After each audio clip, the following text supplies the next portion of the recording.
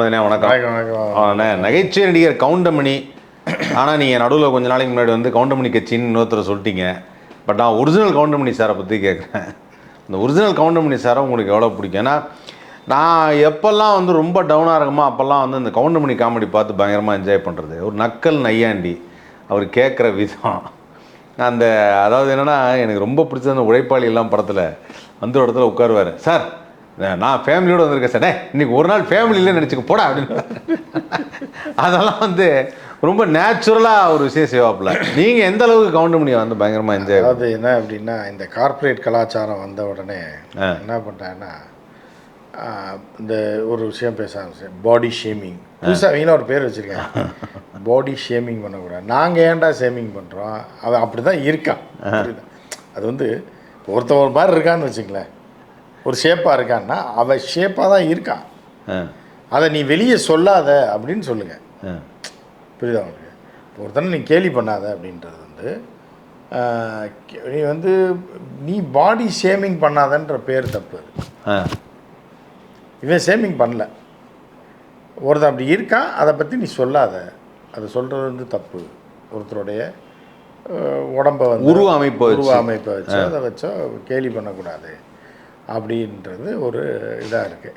ஆனால் கவுண்டமணி காலம் வந்து மெயினாக வந்து பாடி ஷேமிங்கை வச்சு தான் கவுண்டர் பண்ணி நிற்பார்.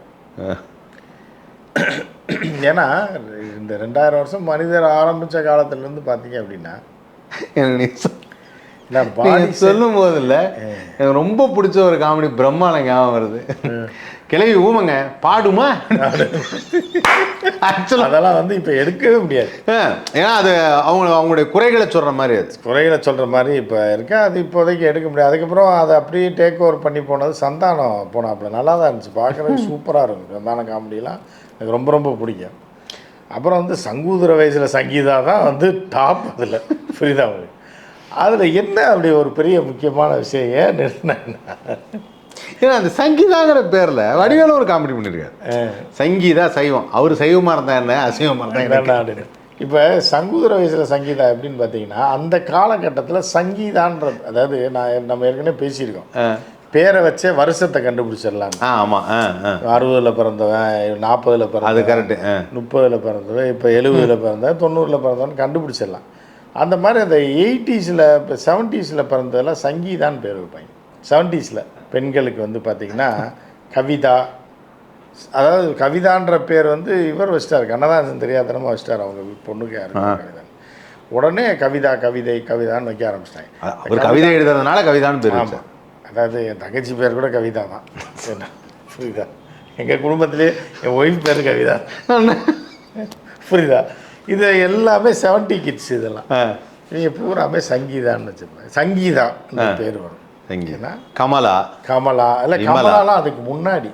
விமலா கமலாலாம் 60s 60s 50ஸில் தான் விமலா கமலா. அது வேறு. அது பூரா எம்ஜிஆர் படத்தில் ஒரு கதாநாயகிகள் பேர். ஆமாம், அது பூராமே. ஸோ அந்த காலகட்டத்தில் அப்படி இருக்கும். அதான் சொன்னோம்ல, சுப்பையா, ராமையா, அது பூரா வந்து 90s 40s 50ஸில் பிறந்தவங்களுக்கு அப்படி இருக்கும். கருப்பையா, கருப்புசாமி, இதெல்லாம் இருக்கும். அப்புறம் கொஞ்சமாக மாறி அப்புறம் கணேஷ், ராஜேஷ், சுரேஷ், அதெல்லாம் வந்து பார்த்தீங்கன்னா சுரேஷ்லாம் வந்து 60ஸில் வரும். அதுக்கு முன்னாடி 60ஸா? ஆமாம், 60ஸில் வரும். அப்படியா? முன்னாடி சுரேஷ்ன்றது கம்மி தான். 1960க்கு அப்புறம் பிறந்தவங்க தான் சுரேஷ்னு வரும். சரி. ரமேஷ், சுரேஷ் எல்லாமே 60s தான். 60s பிகினிங்லேருந்து 60ஸுக்கு முன்னே 50ஸ்லாம் சுரேஷ்லாம் கிடையாது மேக்ஸிமம். அது ஏதோ ஒரு படத்தில் வச்சு அப்படியே கண்டினியூ ஆகுது. ஆனால் இந்த சங்கீதான்றது வந்து 70ஸில் வச்சது தான் சங்கீதா. அந்த காலகட்டத்தில் உள்ள எல்லா பேரும் ஒரு கிளாஸில் 5 கவிதா இருக்கும், 5 சங்கீதா இருக்கும். இப்போ 40 பிள்ளைங்க படிக்கிறதுன்னா 5 சங்கீதானாலும் இருக்கும். மேஜராக இருக்கும். ஏன்னா செல்வி, அதுக்கு முன்னாடி செல்வி எல்லா கிளாஸ்லேயும் 4 செல்வி இருக்கும். புரியுதா உங்களுக்கு? அதே மாதிரி ரமேஷ் எல்லா கிளாஸ்லேயும் 3-4 பேர் இருப்பான். சுரேஷ் 3-4 பேர் இருப்பாங்க, 5 பேர்னாலும் இருப்பாங்க. என் சுரேஷ், ஏன் கூட படித்தவொடனே சின்ன சுரேஷ், குட்ட சுரேஷ், ஏன்னா எத்தனை 6-7 பேர் இருப்பாங்க. எப்படி நீங்கள் கூப்பிடுவீங்க? அது கஷ்டம் தான். ஆமாம், இப்போ ஐடென்டிஃபை பண்ணுறதுக்காக ஒரு பேரை வச்சு விட்ருவாங்க. ஸோ அப்படி இருக்கும்போது இந்த சங்கீதான்றது அப்போ ஒரு கவர்ச்சிகரமான பேராக இருந்தது. கவுண்டமணி காமெடி வந்த காலகட்டம் 90. ஆனால் அந்த காலகட்டத்தில் அந்த சங்கீதான்றது ஒரு ஓல்ட் நேம். ஓல்டு நேம், ஆமாம் அப்படி இருந்தது. அது ஒரு 20 வருஷம் அந்த சங்கீதான்ற நேம் பீக்கில் இருந்துச்சு, மார்க்கெட்டில் இருந்துச்சு. அப்புறம் அந்த கீதா சங்கீதான்னு ஒரு சாங் வரும், கீதம் சங்கீ, அது அந்த பீரியட், அதெல்லாம் 80s 70ஸ்லேயே சங்கீதா இருக்குது. ஓ, அதான் கீதா சங்கீதா சாங்லாம் பயங்கரமான ஹிட்டு. அது அம்மையார் ஜெயலலிதா நடித்த கடைசி படம்னு நினைக்கிறேன். அப்படியா? ஓகே. கீதா சங்கீதா சௌபாகியம், இது இப்போ ஜீவமுதம் மோகனம் வர சூப்பர் சாங். அது யேசுதாஸ் பண்ணியிருப்பார்னு நினைக்கிறேன். அந்த மாதிரி சங்கீதா வரும்போது அது ஒரு கவர்ச்சிகரமான பேர் வந்து வரும்போது, எண்ணெய் எடுக்கிற கிளவிக்கு சங்கீதான்னு வைக்கும்போது அவர் டென்ஷன் ஆகிறான். அவன் பேர் என்னம்மான்னு கேட்டேன். பேர் என்ன? கருப்பாயி அப்படின்னு சொல்லியிருந்தா சரி போன்னு இருப்பார். சங்கீதா அப்படின்னோன்னு சங்கூதர வயசுல சங்கீதா, அப்போ யாருக்குமே அந்த டென்ஷன் வரும். ஆனால் இப்போ உள்ள காலகட்டத்தில் டென்ஷன் ஆனாலும் நீங்கள் அந்த இதை சொல்ல முடியாது, உங்கள் மேலே கேஸை போட்டுருவாங்க. அந்த அபியூஸ் பண்ணுறீங்க, அபியூஸ் பண்ணுறீங்க, பெண்களை வந்து அவமானப்படுத்துறீங்கன்றாங்க, ஏதோ ஒன்று சொல்லிடுவாங்க. ஸோ அதில் இன்னொரு ப்ளஸ் என்னென்னா, அந்த காலகட்டத்தில் பொள்ளாச்சியில் ஷூட்டிங் வைக்கும்போது துணை நடிகர்கள் தான். இப்போ தான் ஏஜென்ட்டே கோடீஸ்வரனாக இருக்காங்க. இப்போ துணை நடிகர் ஏஜென்ட்டு 1000 ரூபா 300 ரூபா வாங்கிட்டு 30 ரூபா தான் தர்றான் நடிக்கிறது. இப்படி போயிட்டுருக்கு கதை. அப்போ வந்து என்ன பண்ணாங்கன்னா ஊருக்குள்ளே சொல்லிடுவாங்க, பொள்ளாச்சிலாம் ஷூட்டிங் இருக்குது இன்றைக்கி, பிரபு ஷூட்டிங்கு, அஜித் இல்லை பிரபு, இவர் பாக்யராஜ் சார் ஷூட்டிங்கு, அப்புறம் வந்து இவர் சத்யராஜ் சார் ஷூட்டிங்கு சொல்லிடுவாங்க. இன்றைக்கி சத்யராஜ் சார் நடிக்கிற படம் இருக்குது, எல்லாம் அதுன்னு எல்லாம் வேடிக்கை பார்க்க வந்துடுவாங்க, களை எடுக்கிற வேலையை விட்டுட்டு. ஏன்னா அவங்களுக்கு ஒரு பொழுதுபோக்காக தானே. போகும்போது இவங்களா கூப்பிட்றாங்க, ஏமா நடிக்கிறேன், மாமா இங்கே நடிக்கிறான்னு கூட கேட்க மாட்டாங்க. ஆமா நீங்கள் அந்த 5 பேர் அப்படியே வாங்கம்மா, இங்கே நில்லுங்கம்மா, கையை தூக்குமா, எல்லாம் கை தட்டுமா அப்படின்னு பயன்படுத்திக்குவாங்க. அவங்களும் இதை பெருசாக பணம்லாம் எதிர்பார்க்க மாட்டாங்க. ஸோ அப்படி இருக்கும்போது விவரம் தெரியாத ஏழைகள் கிராம பெண்களை கூப்பிட்டு வந்து இந்த மாதிரி அந்த சங்கூதர வயசில் சங்கீதாலாம் அந்த லேடியை நடிச்சிருக்கா வயசானம்மா, அதெல்லாம் ஆர்டிஸ்ட் கிடையாது. அங்கே ஊரில் களப்பறிச்சு நின்றுட்டு இருந்தது, ஏமா இங்கே வாமா நின்றுட்டோடனே அதே சிரிச்சிருக்கும் அந்த காமெடியில் பார்த்தீங்கன்னா. ஏன்னா அது பேர் சங்கீதாவே கிடையாது. நீ என்ன சொல்கிற, இவர் கேட்பார் என்ன பேருன்னு, நீ என்ன பண்ணுற சங்கீதா அப்படிங்கணும். அப்படின்னா அவர் டைலாக் சொல்லுவார்னு சொல்லி தான் கூப்பிட்டு வந்துருக்கேன் அந்த அம்மாவை. சரியா? அந்த அம்மா வந்து ஏம்மா அவன் பேர் என்னம்மானா, அதுக்கு அப்போயே 65 வயசு இருக்குது. சங்கீதாவா சங்கூதர வயசில் என்ன சங்கீதா போன்னு சொல்லி தலையில் அடித்து அனுப்புவாங்க. அப்போ என்ன ஆகணும், அவங்களுக்கே தெரியாது இவர் என்ன பண்ணுவார்னு, அவங்களும் ஜாலியாக போயிடுவாங்க. ஆனால் பொதுநல பெண்களுக்கு வந்துடுச்சுருவாங்கல்ல இவங்க, யார் பொதுநலவாதிகள், பெண் ஆர்வலர்கள்லாம் கொந்தளிச்சுவாங்க. அவங்க வந்து எப்படி நீ வந்து இந்த மாதிரி ஏழை பெண்கள் எப்படி பண்ணலாம் அப்படின்னு இவங்க தானே வாதாடுவாங்க, படிக்காத பெண்கள். இப்போ அந்த மாதிரி போயிடுச்சு.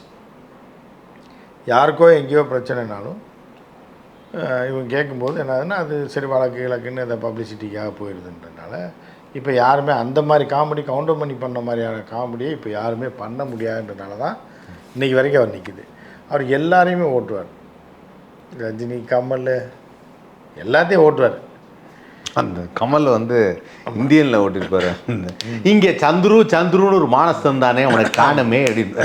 ஆமாம், அந்த மாதிரி அது ஒன்று. அதுக்கு பதிலுக்கு அவர் கவுண்டர் கொடுப்பாரு. கமல் சார் வந்து இவரை கவுண்டர் பண்ணி கவுண்டர் கொடுப்பாரு. அவன் எனக்கு காணமே அப்படின்னு சொன்னோடனே அவன் கிடைக்க மாட்டான், ஓடி போயிட்டான் அப்படின்னு. இல்லை அந்த மாதிரி அதாவது அது ஓட்டுறது. அதுக்கப்புறம் பார்த்தசாரதி, அதெல்லாம் இப்போ வைக்க முடியாது காமெடி வச்சா. இப்போ வந்துடுறேன் சங்கிகள் வந்துடுவாங்க, வந்து எப்படி நீ பார்த்தசாரதின்னு சொல்லலாம், எப்படி நாமம் போட்டவனை கேள்வி பண்ணலான்னு. அதெல்லாம் யதார்த்த வாழ்க்கையெல்லாம் அன்றைக்கி சாதாரணமாக நடந்தது. ஃப்ரெண்ட்ஸ் இருப்பான், கிளாஸ்மேட் இருப்பான், எல்லா ஜாதி மதம் எல்லாம் இப்போ ஸ்கூலில் பார்க்க மாட்டாங்க, எதெல்லாம் நக்கல் பண்ணுவாங்க, பேசுவாங்க. முஸ்லீமாக இருப்பான், அவனையும் கேலி பண்ணுவாங்க, அவன் இவனை கேலி பண்ணுவான். ஆமாம், அப்படி இருந்தது யதார்த்தமான வாழ்க்கை இருந்து. எனக்கு தெரிஞ்சு 90 வரைக்கும் அப்படி தான் இந்த உலகம் போச்சு. அவனே தப்பாக நினைக்க மாட்டான், ஜாதி பேரை சொல்லியே நக்கல் பண்ணுவாங்க. அவன் இவனை நக்கல் பண்ணுவான், இவன் அவனை நக்கல் பண்ணுவான்.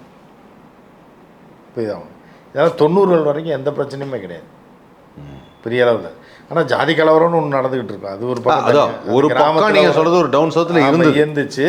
இன்னொரு பக்கம் ஏதாவது இது பண்ணுவாங்க, அதெல்லாம் இப்போ சொல்லவே முடியாது. நீங்கள் அதை கேஷுவலாக யூஸ் பண்ணுவாங்க, அந்த வார்த்தைகளை கேஷுவலாக பேசிக்கிறாங்க 2 பேரும், ரைட்டா?